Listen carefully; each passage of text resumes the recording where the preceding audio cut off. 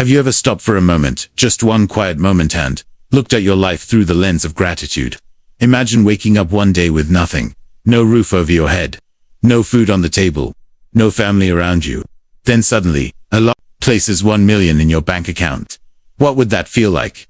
Relief, joy, a sense of richness beyond comprehension. The truth is, we wake up every day already wealthy with health, shelter, safety, and provision. But how many of us actually recognize this wealth? How many of us say Alhamdulillah, not because it's habit, but because we feel it in our bones? Today on Islamic Echoes, we take a deep, soul-stirring journey into Allah's mercy. Ar-Rahman, what it means to truly live in awareness of His countless blessings. Buckle your heart, because this reminder might just change the way you see the world forever. The Prophet Muhammad once said, "Whoever wakes up in the morning in safety, with good health, and food for the day, it is as though the entire world has been given to him." Let that sink in. That's not just poetic, that's prophetic. In our modern, anxious world of hoarding, hustling, and planning decades ahead, this simple hadith reminds us, you already have enough. If you have food for today, you're among the kings. Yet, we panic about tomorrow's paycheck, next month's rent, our child's college tuition. We forget that the one who fed us today is fully capable of feeding us tomorrow.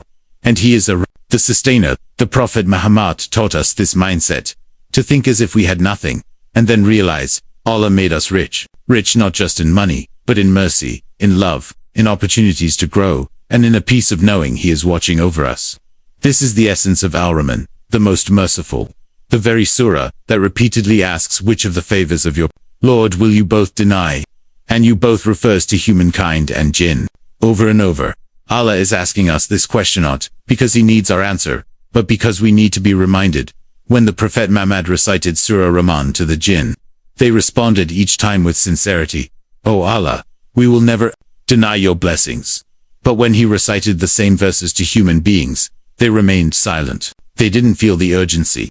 They didn't acknowledge what they were being given. And that silence, that's a mirror to us today. How many blessings of Allah are we blind to, simply because we are too busy to notice? The Quran says, look at the traces of Allah's mercy. When was the last time we really looked? At the earth beneath our feet that grows crops and carries oceans. At the sky above that holds the sun without crashing down. At the air we breathe, effortlessly and freely. Even the tiniest things like the sweetness of dates, the warmth of tea, the colors of flowers are signs of Allah's rahmah.